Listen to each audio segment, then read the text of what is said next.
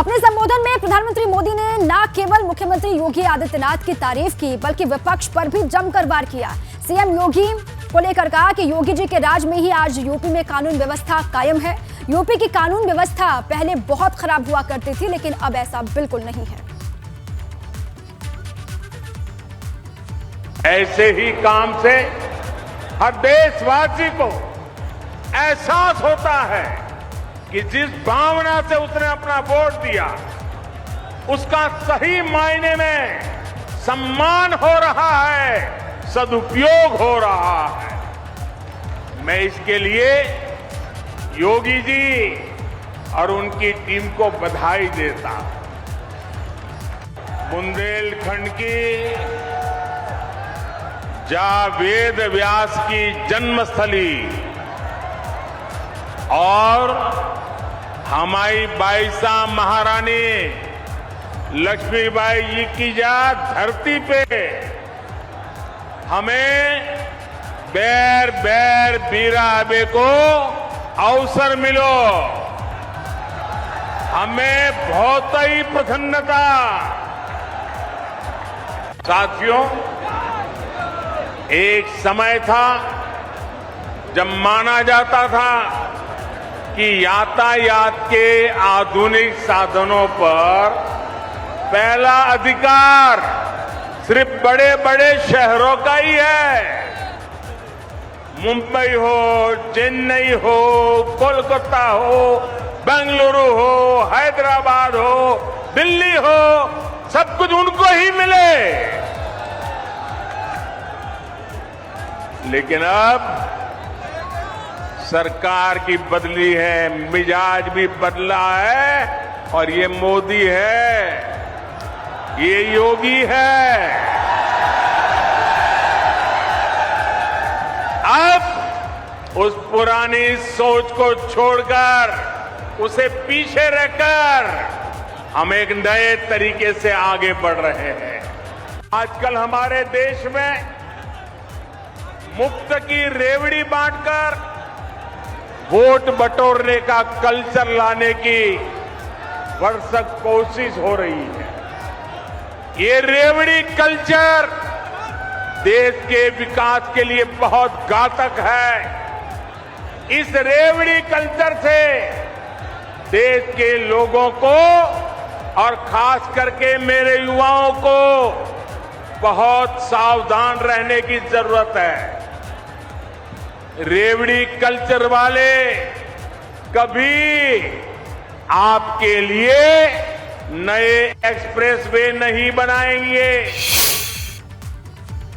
PM Modi को आपने सुना, लेकिन सीएम योगी ने भी बुंदेलखंड एक्सप्रेसवे के उद्घाटन के मौके पर जनसभा को संबोधित किया।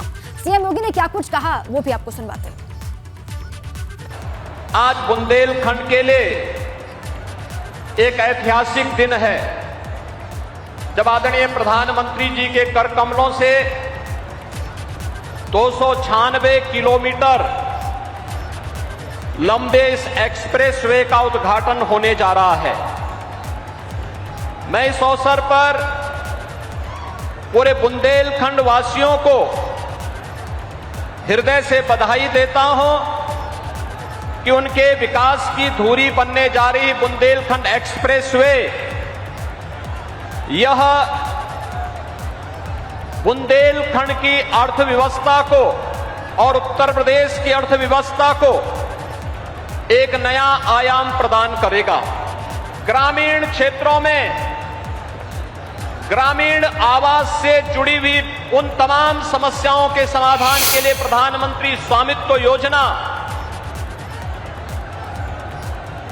घरौनी के जिस पवित्र कार्यक्रम का शुभारंभ किया था, उत्तर प्रदेश का जालौन पहला जनपद है जहां 100% लोगों को ग्रामीण आवासीय अभिलेख उपलब्ध करवा दिए गए हैं और उसमें घरौनी उपलब्ध होने के बाद आवासीय समस्या जो ग्रामीण क्षेत्र में जहां दबंगों के द्वारा और अन्य कारणों से एक गरीब को मालिकाना हक नहीं मिल पाता था, वह जिस पुश्तैनी जमीन पर अपना मकान बनाता था उस मकान से जुड़े हुए कागजात न होने के कारण आर्थिक विकास के मार्ग को और अच्छे ढंग से आगे बढ़ाने में जो उसके सामने चुनौती होती थी, आपने उस चुनौती को ग्रामीण आवासीय अभिलेख के माध्यम से हर एक गरीब को उसके आवासीय अभिलेख उपलब्ध कराने के जिस कार्यक्रम को आगे बढ़ाया था, वह जालौन ने सबसे पहले उत्तर प्रदेश के अंदर पूरा किया है। बुंदेलखंड एक्सप्रेसवे के लोकार्पण को लेकर कांग्रेस की भी प्रतिक्रिया सामने आई है। कांग्रेस के राज्यसभा सांसद प्रमोद तिवारी ने कहा कि वो विकास के कार्यों का स्वागत करते हैं, लेकिन प्रदेश की राजधानी लखनऊ में से झांसी को भी जोड़ा जाना चाहिए था। और इसके साथ ही उन्होंने बुंदेलखंड में बेरोजगारी की वजह से पलायन का मुद्दा भी उठाया। नरेंद्र मोदी आज उत्तर प्रदेश में बुंदेलखंड एक्सप्रेसवे का उद्घाटन करने जा रहे हैं। हमारे साथ बातचीत की मौजूद है कांग्रेस के वरिष्ठ नेता और राज्यसभा सांसद प्रमोद तिवारी। सर, बीजेपी कह रही है विकास का हाईवे है और रिकॉर्ड समय में उत्तर प्रदेश में बुंदेलखंड हाईवे तैयार हुआ है।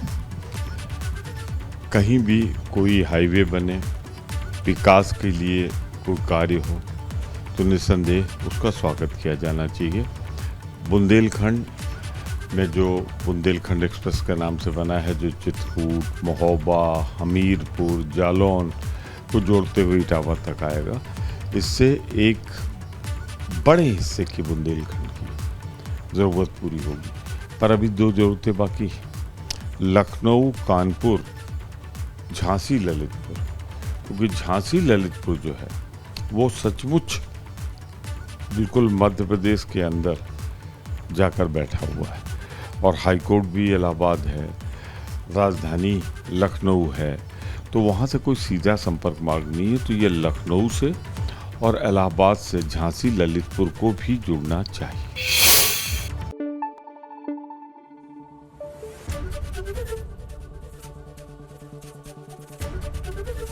एबीपी गंगा, खबर आपकी, जुबान आपकी।